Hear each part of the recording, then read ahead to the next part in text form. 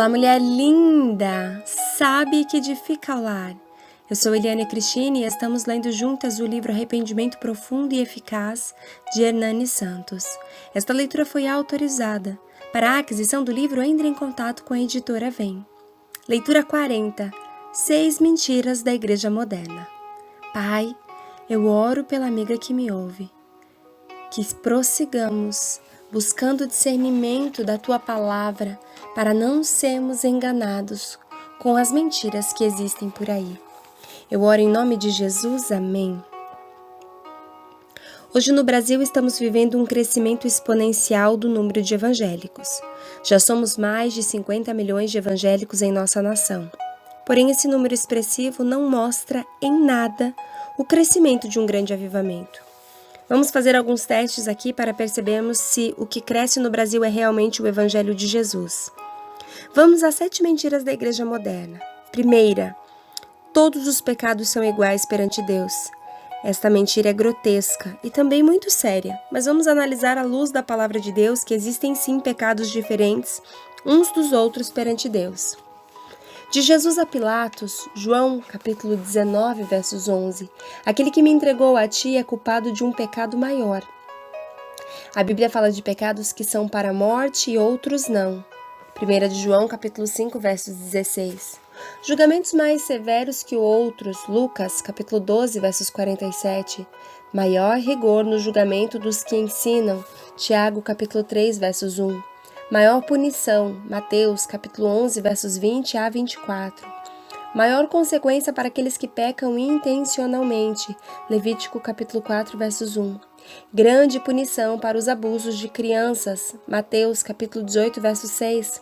Julgamento duplo para as pessoas religiosas que têm mais justiça própria para si do que para os pecadores, Mateus, capítulo 10, versos 15 e 23, versos 15. Lucas capítulo 12, versos 48 diz: Aquele, porém, que não soube a vontade do seu Senhor e fez coisas dignas de reprovação, levará poucos açoites. Mas aquele a quem muito foi dado, muito lhe será exigido.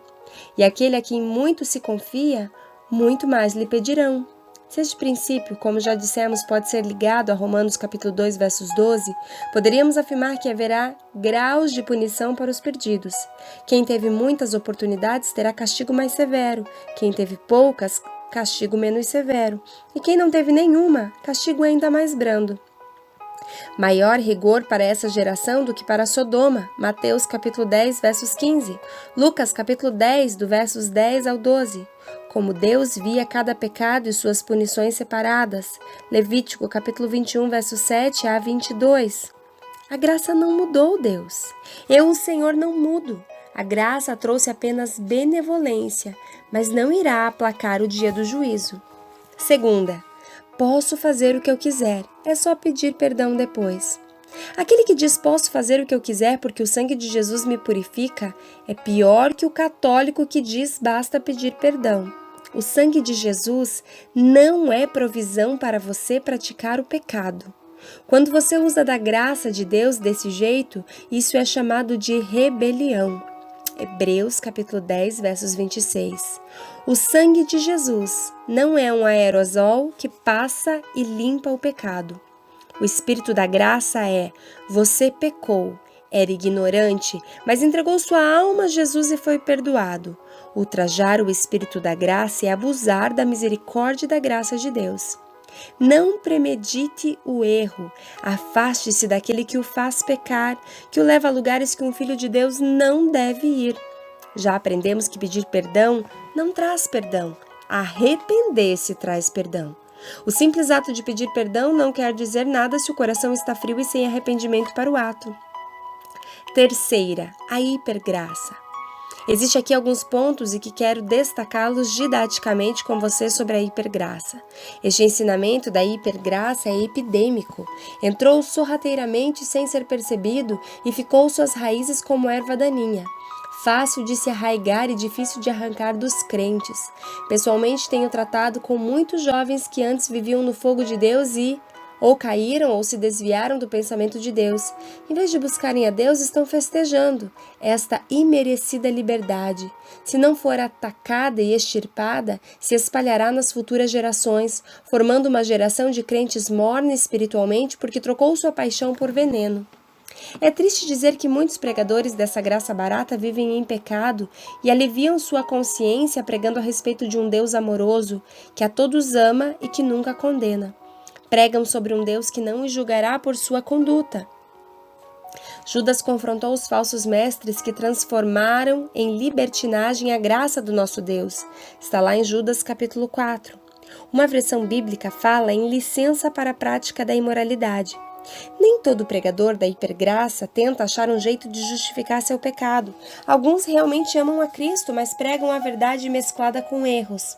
Inegavelmente, falam verdades gloriosas sobre Deus, mas falam da maneira tão exagerada que anulam as advertências divinas, a ponto de afirmarem que as palavras de Jesus não se aplicam aos crentes da nova aliança. Esses pregadores da graça barata corretamente enfatizam que somos salvos pela graça e não por obras. Efésios capítulo 2, versos número 8 a 9. Que quando ainda éramos pecadores, Cristo morreu por nós. Romanos capítulo 5, de 6 a 8. Que somos agora santificados em Cristo. 1 Coríntios capítulo 1, versos 2. Que o amor de Deus por nós não é baseado em nosso comportamento. Romanos 5, do 9 ao 10. Que começando no Espírito nossa perfeição não é alcançada por esforços humanos e que agora somos filhos e filhas de Deus, herdeiros com Jesus. Romanos 8, do versos 15 ao 17 e mais. No entanto, ignoram um monte de textos bíblicos verdadeiros e tiram conclusões teológicas erradas. Por exemplo, ensinam corretamente que Cristo morreu por nossos pecados, passado, presente e futuro, mas conclui erroneamente que, como crentes, não mais precisamos lidar com o pecado. Nem é preciso haver confissão e arrependimento e que o Espírito Santo não precisa nos convencer de pecado. Você já deve estar cansado de saber de mais de um irmão que se desviou. Examine o trajeto desse crente e verá que ele tinha permissão para pecar, devido à maravilhosa liberdade da graça que prende as pessoas ao humanismo. A hipergraça é uma visão exagerada da graça de Deus. O que devemos fazer? Devemos honestamente listar os ensinamentos de todos os pregadores, incluindo os meus ensinos, conferindo-os com a palavra. Por que temos tanto medo de confrontar as falácias dessa ímpia geração? Quarta, devemos pregar mais o amor de Deus e não o inferno. Nada é mais questionador da palavra de Deus do que o tema do inferno e da condenação eterna. Pelo fato de pregarmos um evangelho desequilibrado, enfatizando o amor de Deus e ignorando sua ira, enfatizando sua misericórdia e ignorando sua justiça, não existe mais espaço para o inferno nem para o juízo final em nossa teologia. Porque Jesus usou uma linguagem forte para falar do fogo do inferno sobre as pessoas chorando e gemendo e rangendo os dentes? Veja lá em Mateus, no capítulo 8, versos 12. E por que ensinou que convém que se perca um dos teus membros e não seja todo o teu corpo lançado no inferno? Mateus, capítulo 5, versos 29. E por que outros escritores do Novo Testamento alertaram-nos repetidamente a respeito da ira vindoura? Efésios, capítulo 5, do versos 1 ao 6. Uma coisa é ficar debatendo a natureza exata do juízo final que aguarda os que rejeitam o Evangelho, e outra coisa é eliminar ou ignorar esse ensinamento. Qualquer tentativa de debater e tentar eliminar a natureza do juízo final, a questão permanece. O juízo é iminente, irreversível, tremendo e de consequências eternas. Apocalipse capítulo 20, do versos 11 ao 15, claramente adverte a respeito do grande trono do juízo. No entanto, mestres modernos tentam eliminar esse grande dia. O resultado será devastador. Uau, glória a Deus! Que você possa ouvir mais de uma vez a leitura de hoje. Que você possa meditar nestas verdades baseadas no conhecimento e na busca da palavra, e que possamos entender que é preciso conhecer mais de Jesus, mais do Evangelho, porque Jesus veio cumprir toda a lei.